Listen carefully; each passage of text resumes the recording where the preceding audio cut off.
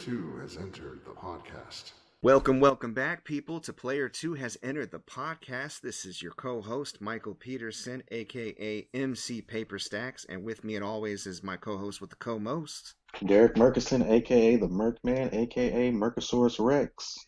And Merkman, we got a special guest on the podcast. You could say Player 3 has entered the podcast. Oh, my. Got my friend Shaun on. Shaun, why don't you say hello to everybody? Hey everybody, how's it going?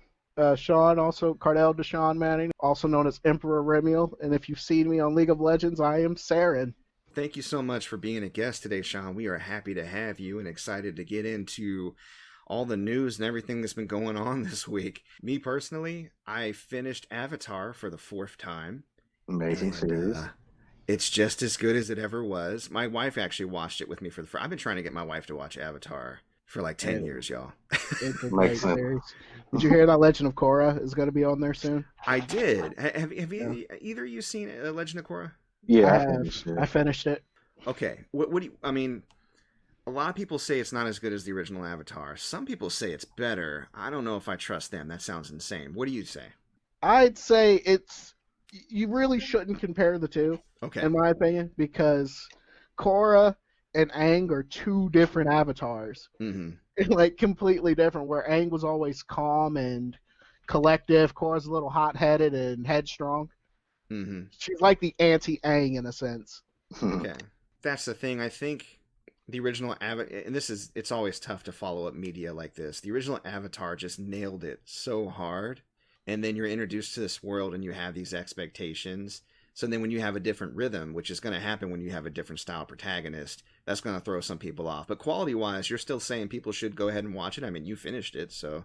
Yeah, it's definitely worth the watch. I'm going to check it out then. I think I've only seen like 1 or 2 episodes, and I was like, I was lukewarm on it, you know what I mean? Then I moved on to something else before I went back to it. But I'm going to try to give it another shot, for sure. Yeah, the thing about Korra and Avatar is the original series did the journey of the hero so well.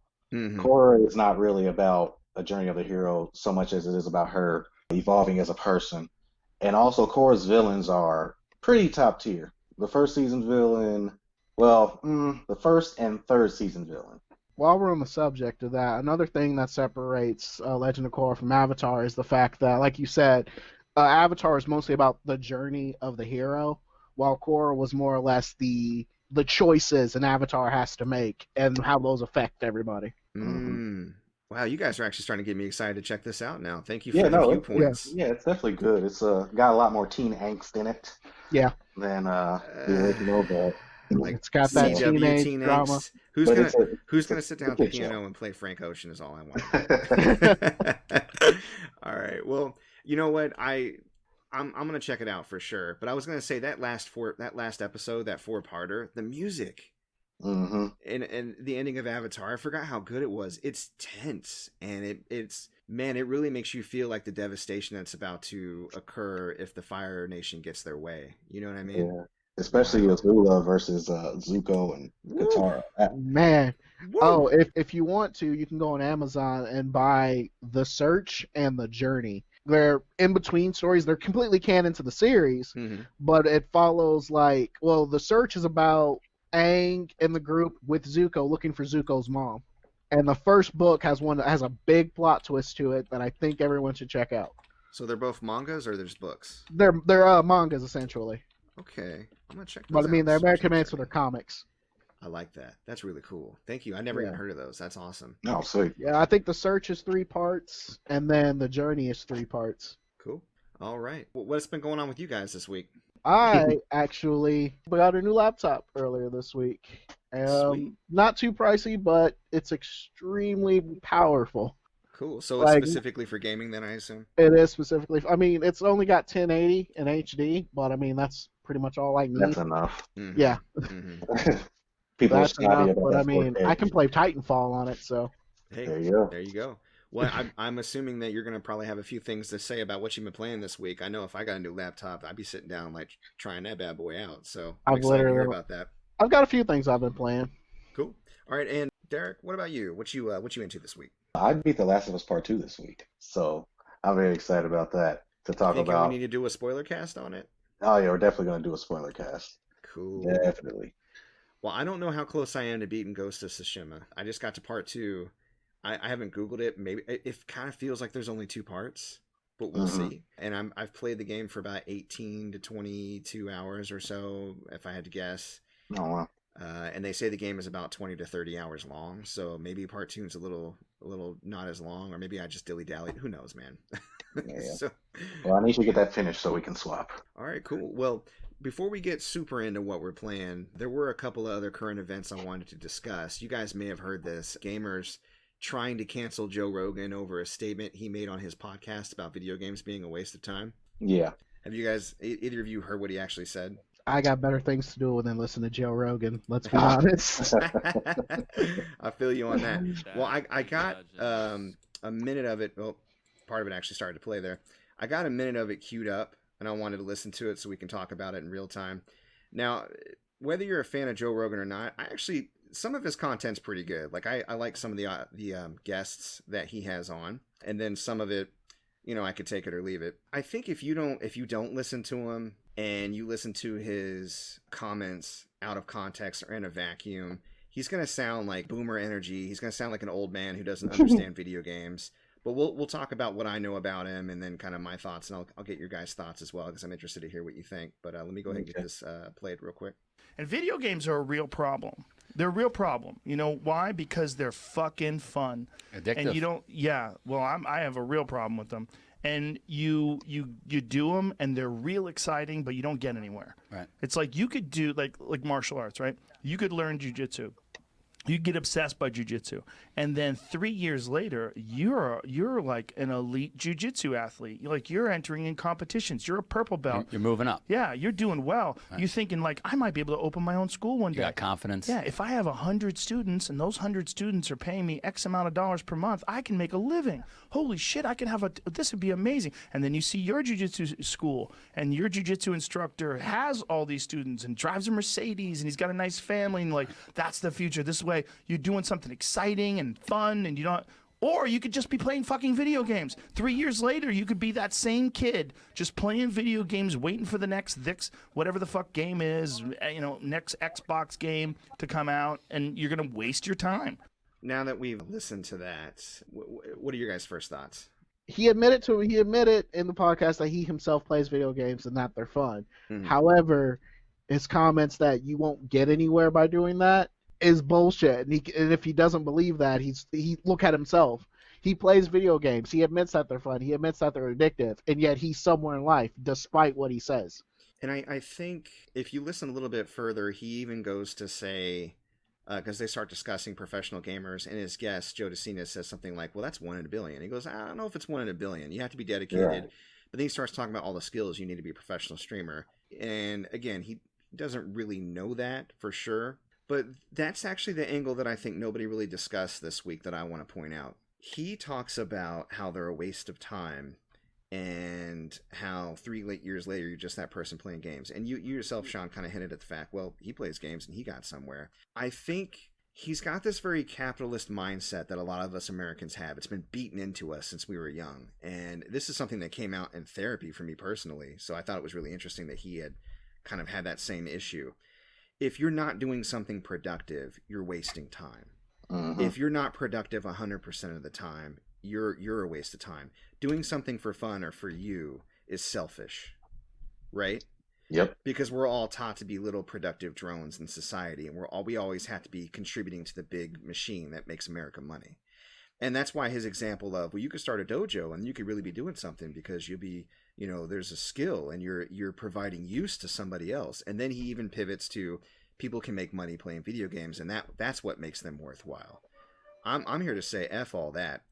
You run a podcast, and is it a waste of time to listen to your podcast? I mean, technically, yeah. It's the same thing. It's for entertainment, right? But people listen to it for hours on end.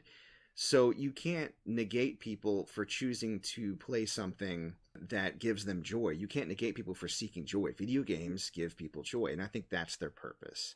Now, that said, I think he's a little worried. And again, I think this is his own personal hang-up. He's worried he's not being productive during that time. But if someone plays video games obsessively and that's all they want to do, like I've definitely knocked real responsibilities in the past to play video games. But that wasn't video games' fault. And in a way, it wasn't even my fault. It was my depression and me trying to wrestle with it, but not addressing it correctly because I wasn't given the tools. You know what I mean? Mm-hmm. So I don't care that he said it. A lot of people were really upset. I'm sure you guys don't care either. I think the point is, you can have an opinion and talk out of your ass, and we're definitely going to have some opinions and talk out of our butts on this podcast. I'm pretty sure. Yeah, Absolutely. But at the end of the day, that's wide open. At the end of the day, if you're not researching multiple different viewpoints, and including people like Joe Rogan, and you're not listening, and kind of considering things, and you're just mindlessly following one person, that's your hang up. That's not ours. Mm-hmm. So that's all I got to say. Anything else? No, I think you guys hit the nail on the head. Nah, it's the same argument that people have had for years with, well, why do people play video games? I don't know. Why do people play basketball? Right. You can play basketball for 3 years straight and still not be anywhere. Mm-hmm. You can do that with any sport, anything. And the ones who make it are 1 in a million. I just think that there's this negative connotation, like whenever people picture their typical gamer, it's usually some dude living in their mom's basement. Sitting on the couch. Sitting on the couch. Which that's not. That reminds me. Hold on a second. Mom. Right. Meatloaf, Mom. Okay, I'm sorry. Go ahead. Well, that's generally what that's the concept people have. I work in a factory and I'm in the heat all day. So when I tell people, yeah, I'm gonna go play Dungeons and Dragons or I'm gonna go play video games this weekend, they just go, "You do that all the time?" Right. That's how I entertain myself. But I mean, you're working in a factory. Yeah. You play video games? I was like, you can have a productive life and still play video games, but again, that's like you said, that's a you decision. Yeah. That's no one else's problem, and that's you have to be mature enough to go, it's time to put the game down. I gotta do something. That's right. And at the end of the day, guys, I think the message here is, do not feel guilty for doing the things that make you happy. Always. I mean, there's nothing wrong with questioning it or taking stock in your life and making sure that things are being done in moderation.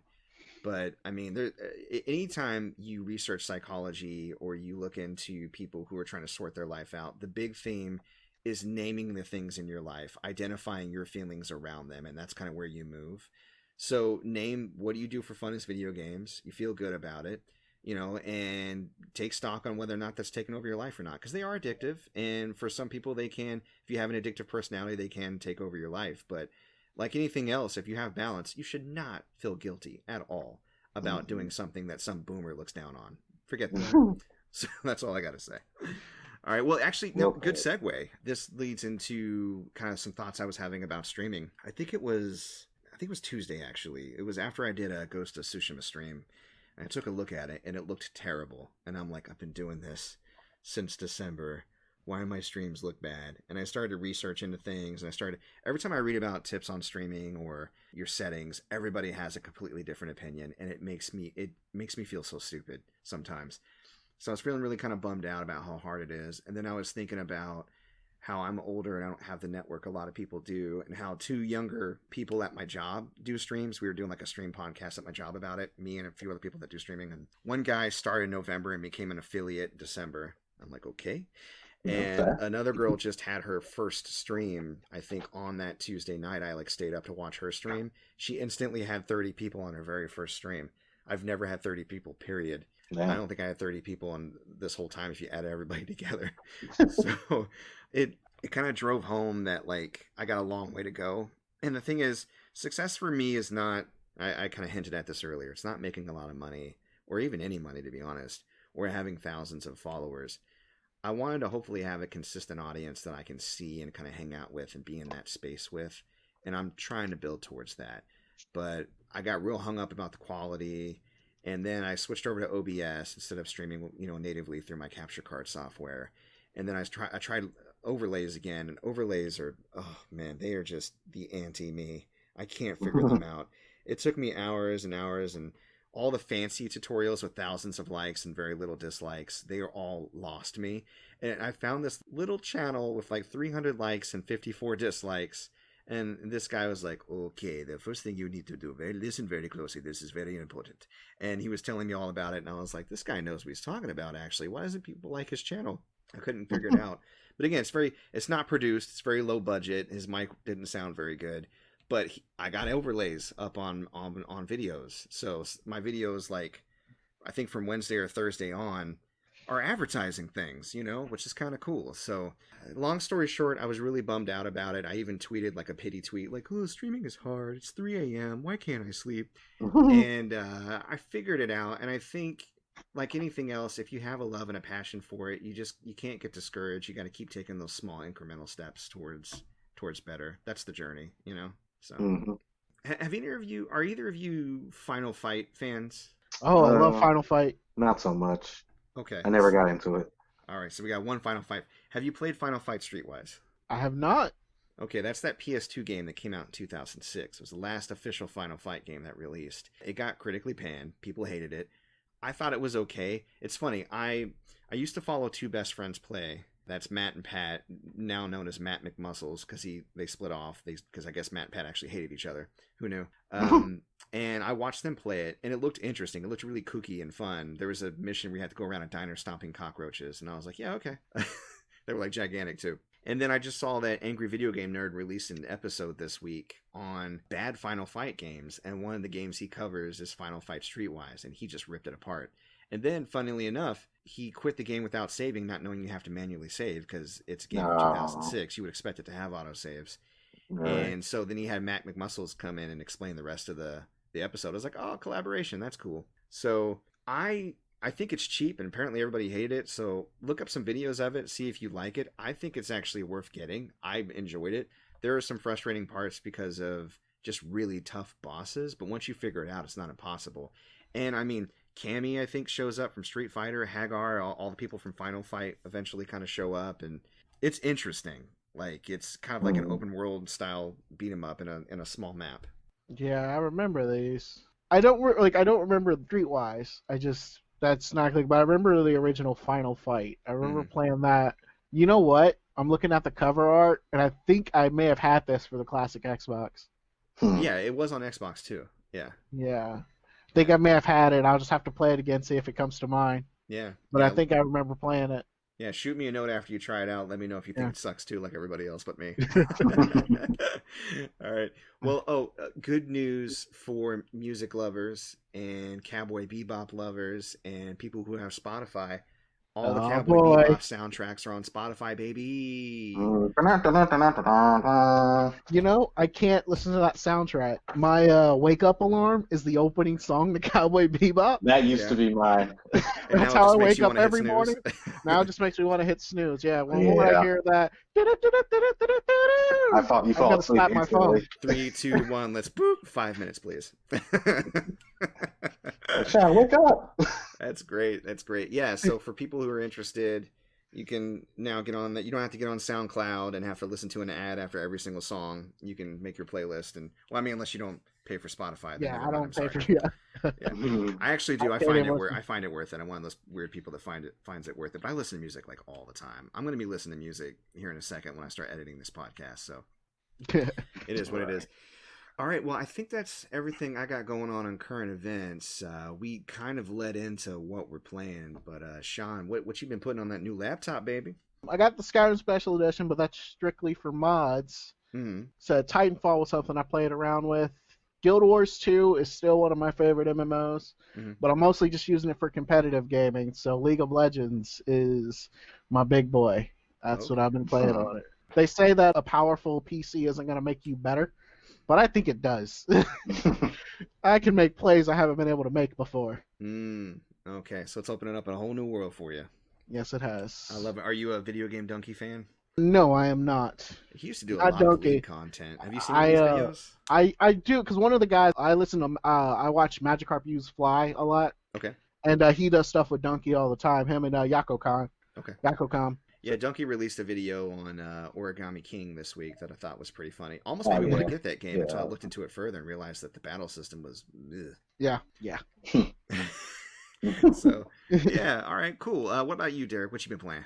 As you know, I've been playing The Last of Us Part 2 since we've started this podcast. Yes. That's and I finally beat it. Oh, okay. Yep, I finally beat it. I loved it. I thought that the story was well done. There's just a few things I would change, but I feel like the internet is just hating because of certain things that happen in the game, and they don't have the follow through to continue playing. I know exactly what you're talking about. Save that for spoiler cast. Yeah, definitely. It's a big boy. It's a big boy Well, problem. have you played it, Sean? No, but like I said, I've been playing a lot of MMOs. You looked at the spoilers. I haven't even played the first Last of Us. I'm being honest. Oh man. So you My just went wife straight to the has, though. spoilers. Like my wife has, but like I said, one of the sites I go to for my laughs, just everything was. Last of Us 2. Everything was Last just of Us about 2. Last of Us 2, and I was upset about it. But my wife, she's played and beat the first Last of Us. Okay. Yeah, so I really enjoyed it. Another thing, after I beat that, I was trying to figure out what to play next. So I put in Trials of Mana Remake on the Switch. Okay. And if you're a JRPG lover, then you know that Trials of Mana came out on SNES back in like the early 90s. This remake it looks good, but the voice acting is horrendous. Really? And that's part of its charm, I think. Is it anything like Sword of Mana for the PS2? Yeah. Okay. Yeah. Voice acting is very bad. Is it Dynasty Warriors 3 bad? Because I played that this week. Well, here's the thing. Dynasty Warriors voice acting has always been bad. You don't play Beware of Dynasty. my magic. You don't play Dynasty Warriors for the voice acting of the story. You play it because you're in a bad mood and you got to beat the crap out of 1,000 people. Right. But also when it comes to Dynasty Warriors 3, that voice acting, it's so bad it is good. Right. It's worth it. Yeah. Yeah, It's like but the movie Hackers. Oh, Like- hackers. Oh yeah. Hack the planet. You know what's funny? I was on Twitter and somebody was like, "Name a movie you've seen more than 5 times without any explanation," and I was just immediately retweet Hackers. For me, Like, it's, that's the one I watch over and over again. It's so stupid. The Last Dragon. Oh yeah, so good. Oh, That's definitely it's another one I could good. name for sure.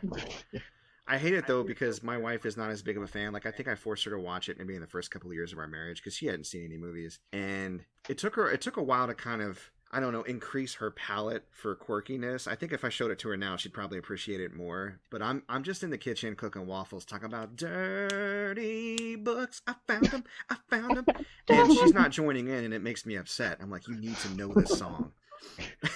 I'd You rather need to you know guys how watch. irritating that woman's voice is. Oh, I know. I'd So rather what you were you guys gonna say, watch Derek? Meteor Man. Meteor Man, yeah. I have Yeah, not seen that's Meteor something. Man. Oh my god. That's one was of those fun. movies I've only seen like once or twice. But Oh, I the watch it scene all I the remember is how he was like testing out his powers with Tommy Davidson, Uh, and he's like, what's in this episode of Jet Magazine? And he touches the wait, no, episode. that's Eddie Griffin. Oh wait, that's Eddie Griffin. Yeah, yeah, yeah. Oh, that's Eddie. Oh, I thought it was Tommy Davidson in Meteor Man. He might have been in it, Okay, but I'd have to read but it. Eddie Griffin was the one that like touched this issue of Jet Magazine. Tell me what's inside. He got superpowers. Well, man, that's going to take us down a rabbit hole. Now I'm thinking Yeah. about Handyman. What was that movie called? With Damon Wayans? Blank Oh, Man. Like, man, Yeah. I made a post about that the other day because, like, I moved to Seymour, Indiana, Yeah. and no one here has heard or seen the movie Blank Man. That's a crime. No one I work with, like, I quote it all the time, and they just go, "What are you talking about?" This sounds like a job for Blank Man. It is a job for Blank Man. I told him one day you're gonna come in you're gonna go into the break room, which I will rename the Blank Room, and everyone was gonna watch Blank Man. Yeah, but you got to dress like Blank Man that day. You got to put on the yellow dishwashing gloves. You got to like cut a hole in your mom's old bathrobe rope and put it around your head. You got to wear the cape and the sweater. I'm a crime fighter. And don't let Robin Givens touch you. That'll be very embarrassing. Cool. What were we talking about that got us to Blank Man? Jesus. Oh, hackers. Okay. And then back from bad acting, Bad voice okay, acting. Dynasty Warrior. I've brought us back to video games. Yes. Okay. All right, we're back. We're back, baby. So, Trials of Mana Remake, Last of Us 2. Anything else you played this week, Derek? Nope, I think that is it for this week. All right, I got my wife Concrete Genie for the PS4, Okay. and we haven't played it yet, but it's something like a graffiti style game where he can paint on the wall, and these like graffiti genies will help him solve puzzles and stuff. And I ain't never heard of that game. yeah, it's fairly new. Okay, cool. Speaking of graffiti games, did you hear that Jet Set Radio's getting a sequel? Spiritual successor, I Yeah. thought. We talked about it last week. Mm-hmm. What was it called? Bomb something or other? Yeah, Bomb. What am I, 80? What was it called? Bomb Man Dude Guy? Bomb Man surfing on the web. It was called something. Cannot remember. Oh, no. None of us know. Okay, Bomb we'll go- Rush Cyberpunk. Bomb Rush Cyberpunk. Bomb Rush Cyberpunk. Cyberpunk. Cyberpunk. If you hadn't remembered, I was just going to tell people to go back and listen to episode 5. Which you should be anyways, people. Listen to all these episodes. They're gold. Right. Solid gold. Absolutely. I haven't gotten to episode 5 yet, but I listen to this podcast while I'm at work. Oh, cool, man. Well, thanks. Right on. I appreciate you giving us some support. Appreciate Yeah. that. I asked my mom today if she listened to the podcast. She's like, I listened to the first one. I did you that solid, and I realized it wasn't for me. Right. I was like, well, we're just talking about video games. So Yeah, it's a gaming surely you podcast. We don't got a care. certain demographic. Right. Yeah. Like, I've been reaching out to people, and A, if they don't listen to the podcast, or B, if they don't really dig video games, I'm like, okay, that's cool. So, what have I been playing this week? I have been playing Dynasty Warriors 3, as I had mentioned, because every Monday I'm shooting through that series for Monday Night Brawl. So this upcoming Monday will be Dynasty Warriors 4, which I remember not liking as much, but I think it's just by comparison. I'm going to go back and actually look at it, but I remember the leap from 2 to 3 was so great. Are you playing the Empire's versions? Because those are my favorite. I have not looped in the Empire's versions. Maybe I'll loop them in at some other time, but right now I'm just going through the numbered sequels. Like, I have a lot of the Extreme Legends, and I'm not busting those out either yet. Yeah. But yeah, maybe eventually. I really, really liked 3, and I remember liking 5. I remember not liking 6, and I don't know if that's because 6 was the first one on the next generation of consoles, and I thought the leap would be bigger. But I feel like, if I remember correctly, it was because they reduced the number of weapons you could use. Like, they gave a lot of people who had interesting weapons swords instead, and so it kind of really reduced the number of, different... Joe movesets you could Yoon use. of Wood was my favorite character in Dynasty Warriors. And in 6, he had like that awesome sword combo, and they took his sword and gave him a bow staff. Oh, okay. So I love me a good bow staff. He used to have long flowing locks, and they put it up in a ponytail and said, "Here's your staff, bro." Oh, man. And Lu Xun doesn't even use 2 swords anymore. What? See, that's what I'm talking about. In 6, Lu Xun, they took his 2 swords. No. Yep. I can't remember what they gave him that single sword. Lame. And I think they did something similar in Dynasty Warriors 9, which made a lot of people angry. Like, Zheng He didn't have those claws. He ended up using, I think, knives, kind of like Wang Yi, or whatever her name is, the woman that uses knives. No. Yeah, who knows? I don't know. Lots of Chinese names.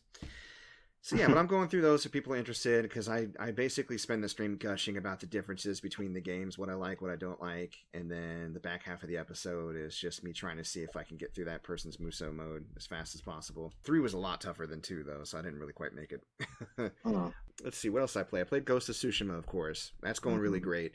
There was, Thursday's episode was insane. There was this duel that I got into. Now, I started playing on Insanity mode as soon as they released it. They released a new hard mode via patch called Insanity, and you basically get taken down in 1 or 2 hits if you're not careful.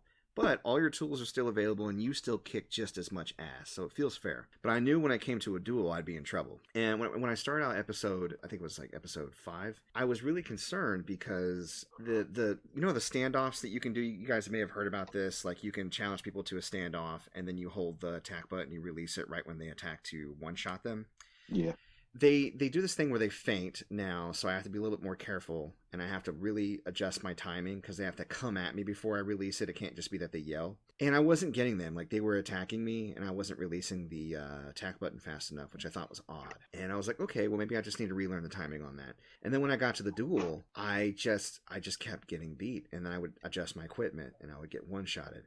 And I was getting so frustrated. My blocking was off, and my attacks were off. Like, sometimes my attack... I have it press the button a couple times because it wouldn't activate during like certain animations. And I spent 20 minutes getting killed in this duel. And before I was finally like noticing that full on my button presses weren't registering. And I'm like, I hate to say this because it sounds like what a lame person would use as an excuse. Is my controller broken?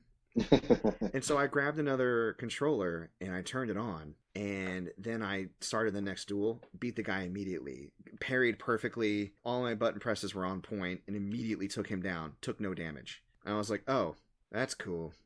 Controller. So it was such a relief to like. There was a person on stream that was like, "You can do it. Tanking might be the way," and like they were encouraging me, and they stuck with me the whole time, which really helped because I was getting very frustrated. When I got done, I was like, I feel like I was on the highway behind 2 trucks blocking both lanes, going 40 miles an hour, and they finally let me pass. It was like a sense of relief and indignation at the same time. I can't describe it. So yeah, so sometimes if you're good at a game and all of a sudden you get really bad for no reason, maybe switch the controller. Might help. I finished Medan last night as of the time of recording, Friday night, and that ended up okay. Everybody lived but one person. I unfortunately got one person killed, so didn't get my perfect run like I wanted, but overall, I had a good time with it. The writing is really bad, worse than Until Dawn. Until Dawn was charming, and I enjoyed it, and I liked the characters. I didn't really like the characters in this one. But I got what I came for. I got the jump scares, right? I got the freaky ghost story, so that was fun. And I did get a little teaser after I finished the stream, I noticed, of the second game in the Dark Pictures trilogy or Dark Pictures series, however they want to do it. And that is actually, it's called Little Hope, and it is coming out. It's supposed to be coming out this year.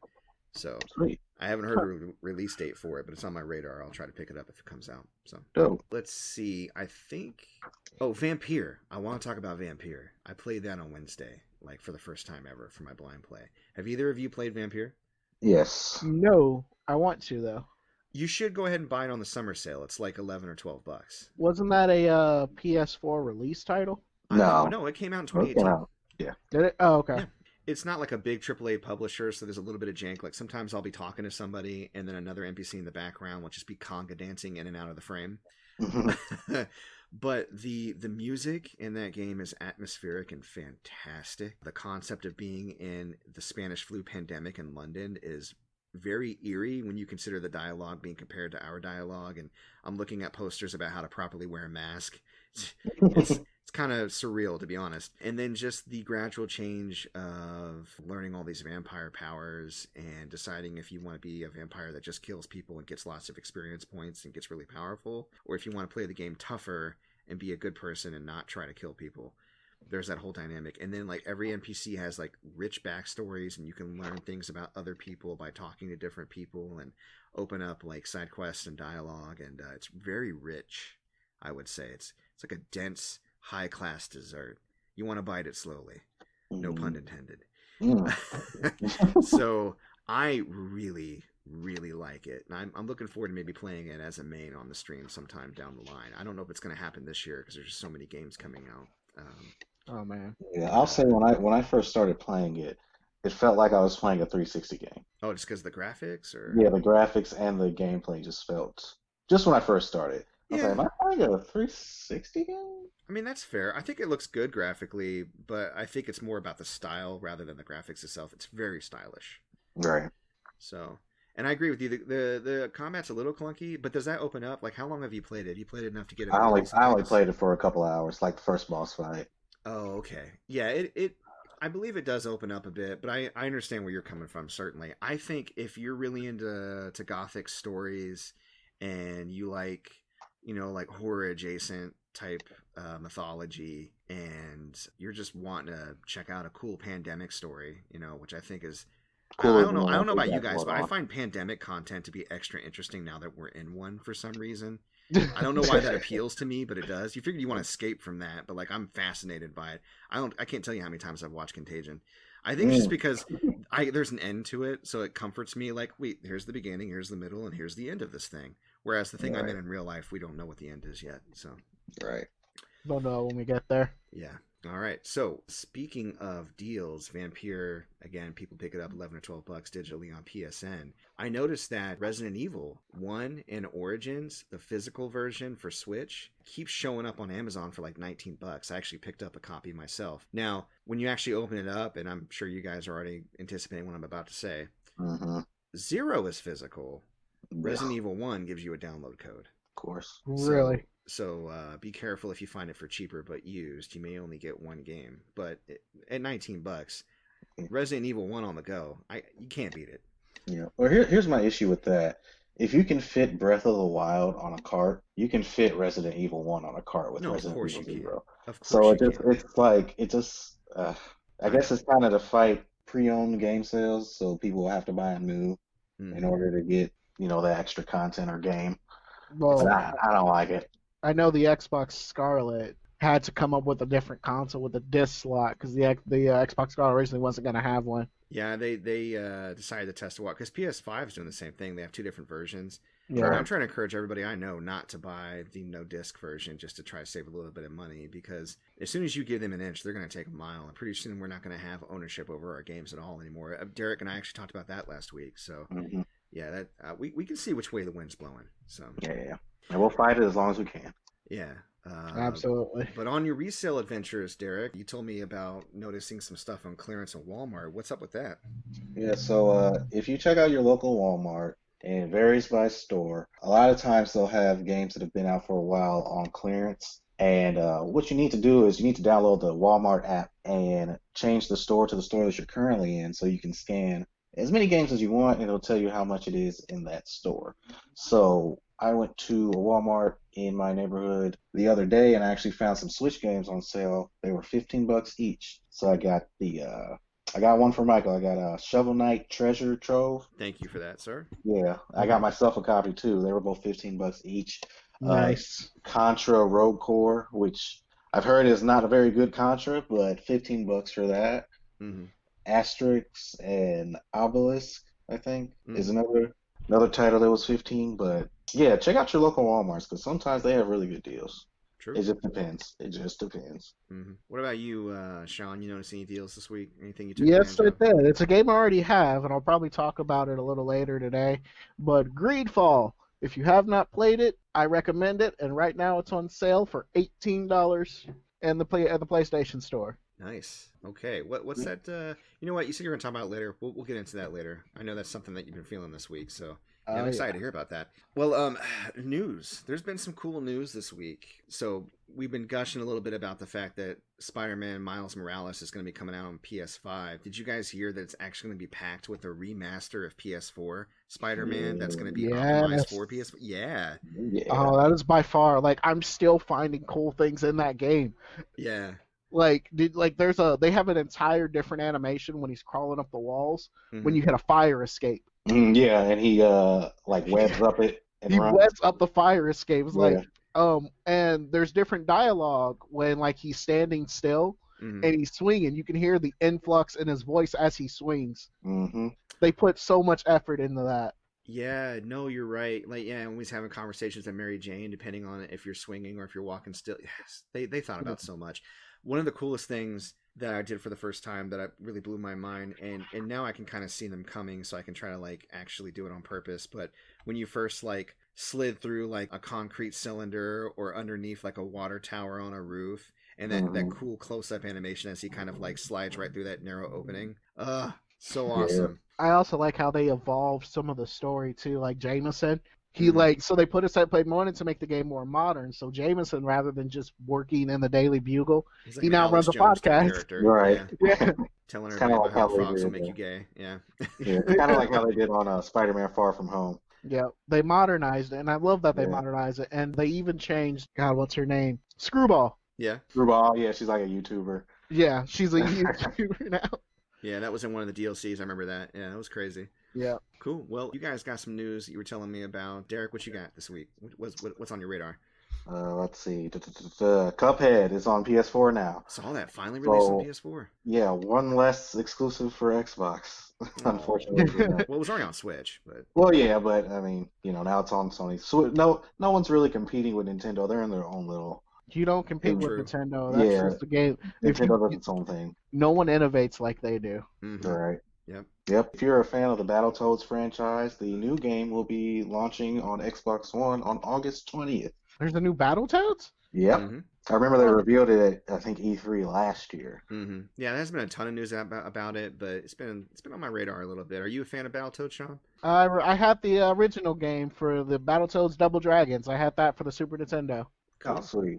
All right, well, keep an eye on, man. August 20th, that could be the thing to play this month. Let's see, another thing. Final Fantasy XI, which came out on PS2 and Xbox 360, is getting new story content after 18 years. Wow. I got a bit of news on that because I play 14. Okay. Yeah, we were talking about I'll talk about that. Okay. Cool. Yeah, no, yeah. Splinter Cell is getting an animated series on Netflix, and the writer of John Wick is going to be penning the script.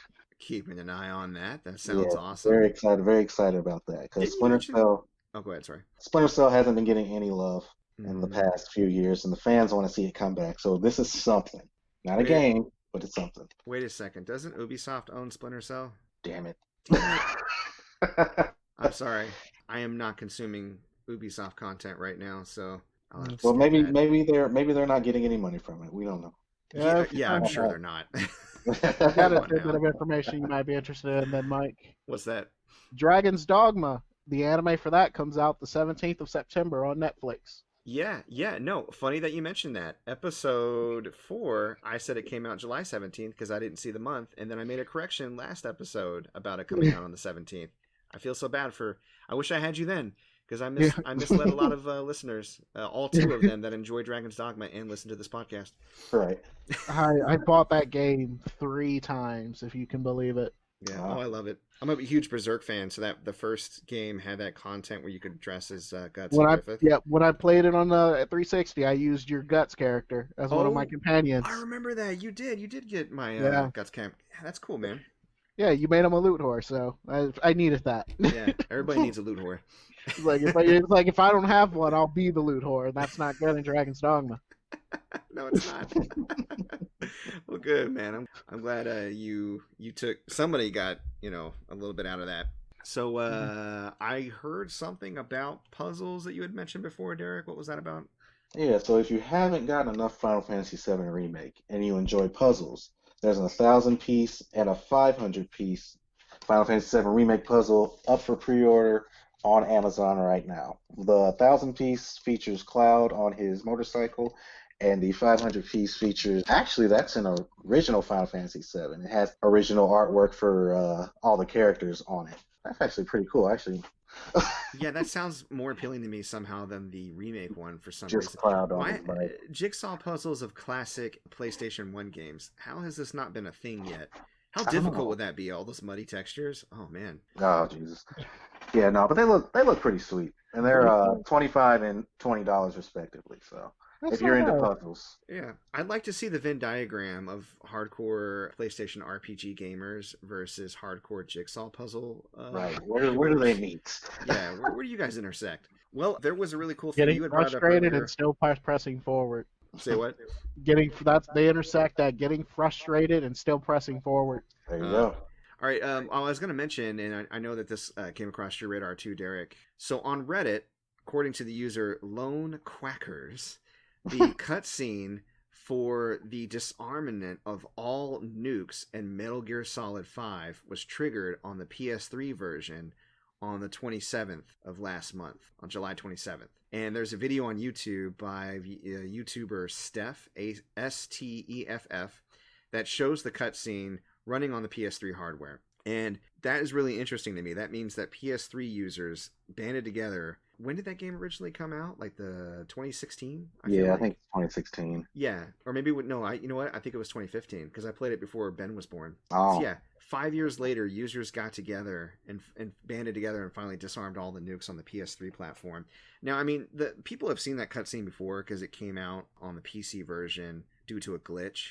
Apparently, there were so many nukes on the PC version that it triggered it, which, considering PC players, I totally believe that story.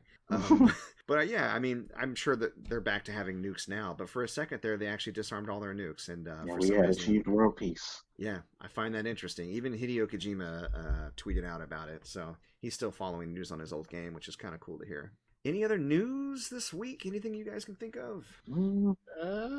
Let's see. That's about all I had. Cool. Well, then let me ask you, Derek, what you feeling? Let's see. Not really anything game-wise besides Trials of Mana. I have started reading a couple of new manga. The first one being a manga called Bone Collection. Mm-hmm. And the synopsis of that is, they live in Japan, obviously, it's a manga, but basically yokai or demons show up from the demon world or whatever, and there are exorcists that do away with them. And the main character is an exorcist from a really renowned family, but he can't really do any spells except for this forbidden one that allows him to use the powers of a yokai to fight yokai. So of course, when he does it, they're like, "You're not supposed to use that. We're gonna lock you up for however long." And then of course the co-main character is a yokai, and it's a woman, of course, and she's barely clothed, and she happens to be like a triple S rank yokai, and he uses her powers, and she starts living with him, and it's got a lot of comedy in it, and it's got the action that I crave from my manga. So that's what I'm feeling this week. What about you, Shaun? What you feeling? Well, actually, I kind of want to talk about Greedfall, if you don't mind. I don't at all. Greedfall is by far one of the coolest RPGs I've played on the PS5, on the PS4. It is like your character is basically like French European or French European, somewhere around there. The style of it is very steampunk like, and the concept, the little synopsis is the way the world works is there is a kingdom of merchants which you're a part of, and you become the legate of new land that they found and they're trying to colonize. Being legate means you control all the merchants, make sure everything is done fair and legal. Your cousin is the son of the prince, and so he becomes the governor of this new colony. So you take him there and you realize not only are the natives upset, but there are giant monsters roaming around. So it kind of has the classic BioWare style RPG where you talk to your companions, you get to know their history. Each of the characters is very unique. You learn a little bit more about the world as you meet them. There's technological, which is basically guns and gadgets. There's magic, which is your rings, and then there's sword fighting. Sweet. The game itself is by far one of the greatest. I love the voice acting in it is great. It's sort of like Mass Effect where they only call you by your last name, which is Lord Desarde. Is that your name for the character? Or is that That's the character's actual name, Okay. Desade. Lord You can change their Desade. first name, I assume. You can change their first name, but no one's ever going to use it. Yeah, of course. Right. Yeah. The way like even like when you create your character, it fits into the story. Like when the game opens up, it's a guy doing a painting, and he's painting you, so you're designing your character as he paints. That's cool. That's cool Yeah. way to set it up. Yeah, Mass Effect, I ended up playing as Obama for all the games. So when they called me Commander, I was just thinking Commander-in-Chief, and I was like, damn right. I was Carlton Banks. Carlton Banks. Who did you play From the Fresh as, Prince. Derrick? I'm a basic, so I just played as generic shepherd. Generic Shepherd, Carlton I Banks. couldn't get him to look like I wanted, so. In the beginning, like that first character creator was kind of rough. But what really sucked is when they made improvements, I had to keep tweaking my Obama character because he wouldn't look like Obama when I loaded him up to a subsequent game. Right. He'd look completely different. I had that problem too. By the first and second game, I was Carlton. By Mass Effect 3, I was Geordie LaForge. Oh man, that's good. All right. Well, yeah, you actually got me sufficiently interested. Now that I think about it, I think I do remember Greedfall. I remember Jim Sterling cracking on it because there's a character in it that like will say the same voice line like over and over and over again for a type and attack he does. Yep. So yeah, but it did look interesting. Like it looked like it had a little bit of jank, kind of like Vampyr, to be honest. But it still looked a lot of fun. So how much was it? It's $18 right now. Wow. Okay, I might actually check that out. Under 18 actually. Cool. Like 17 and some change. Yeah, no, I'm gonna check that out. Well, what am I feeling? I'm gonna recommend another YouTube channel. That seems to be the thing I like to feel. So, either you guys like cooking shows?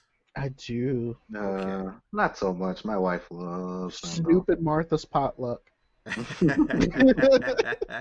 Well, there's a cooking show on YouTube. You can search it YSAC. That's the shortcut for it, but it's called You Suck at Cooking. And it's kind of a comedy cooking show. It's got a lot of like quick cuts. Like he'll go, one way to make potato chips is just to roll a potato up against the wall, and he'll roll a potato and then it'll burst into potato chips.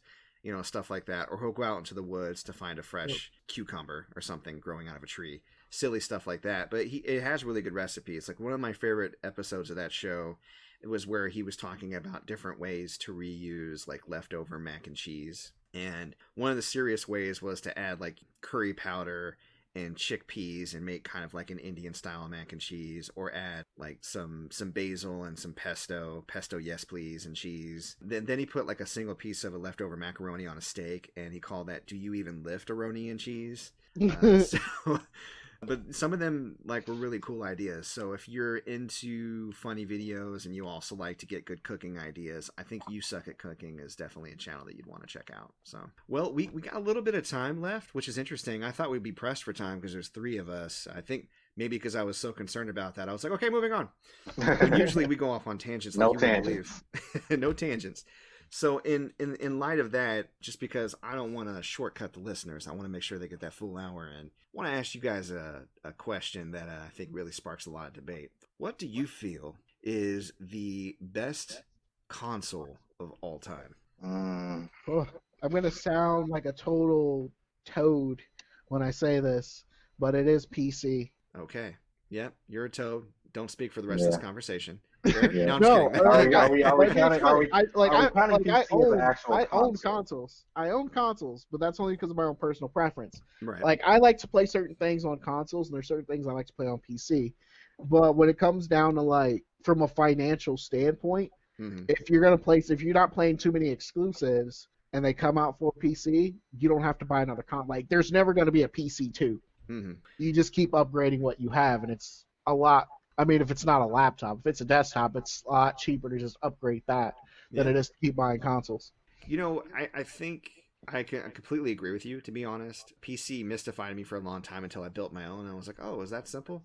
But I think there are barriers to being a PC owner in regards to upkeep and cost. Grew up pretty humble, and the idea of me having to buy parts every so often rather than a console that's going to last me 5 to 10 years sounded rough. But I agree with you that there are so many advantages that if you're going to go on gaming platform overall, PC obviously is going to be, if you have the money and the wherewithal and you understand how it works, that's going to be the best bet. But let's set PC aside. Okay, we're bringing the professional boxer into the amateur ring here. Let's not do that. Consoles, handheld or otherwise, what is your favorite console? Mine is the Switch. Okay. Really? Okay. And it's fairly new. So what is it about the Switch that dethroned all the others?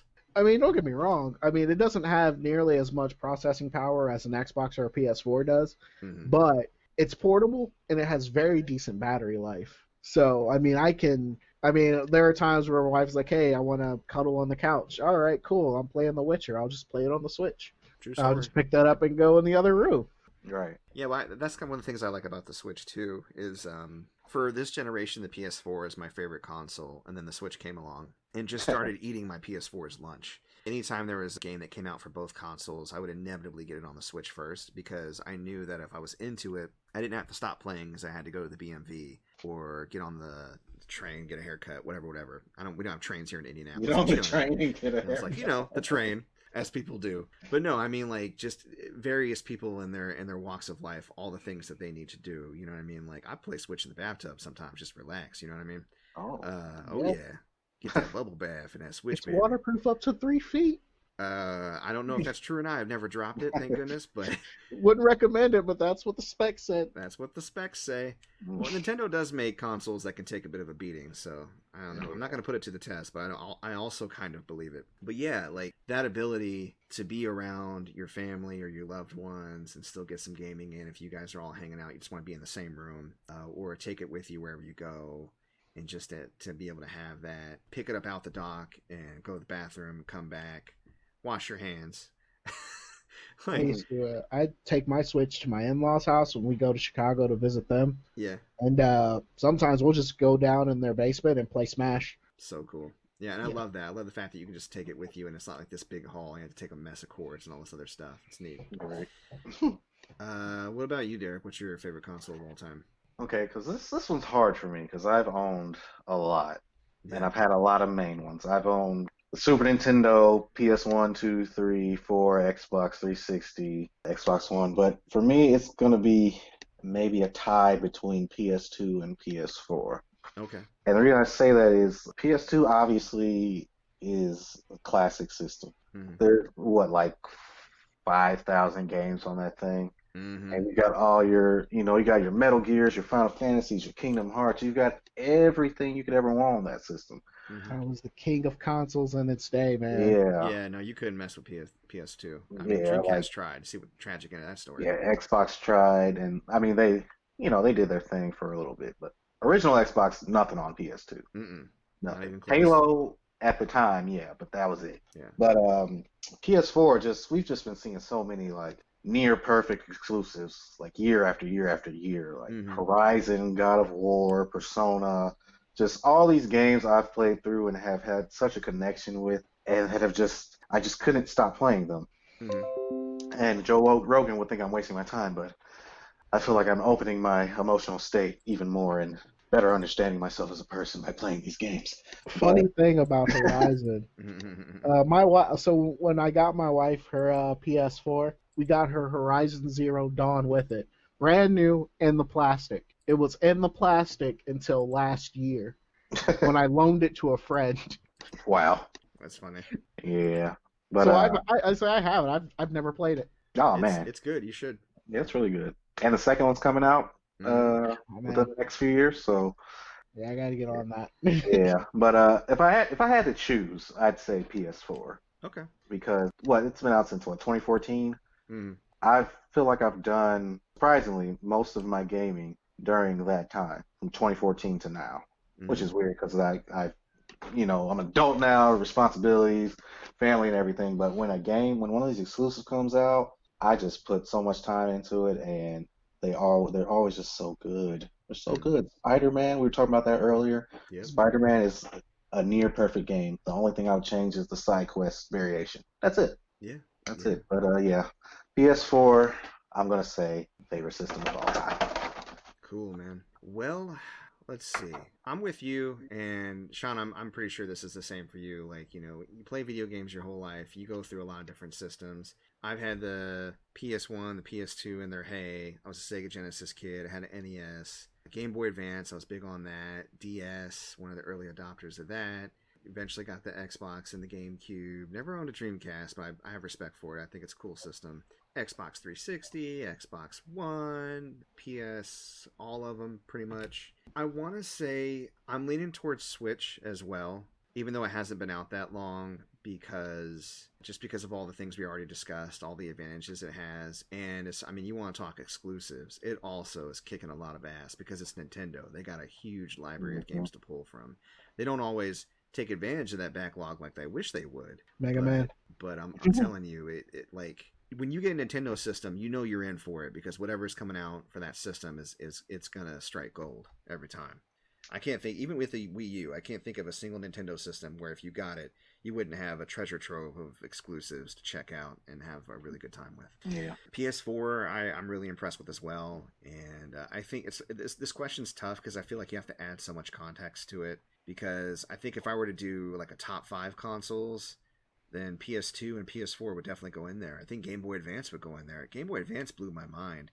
Just to be able to play like 16-bit games at the time that I could, way back in the day, like portably, was insane to me. It got me through some tough... I had a telemarketing job the entire time I was playing Final Fantasy Tactics Advance. But yeah, I'm going to go ahead and say the Switch.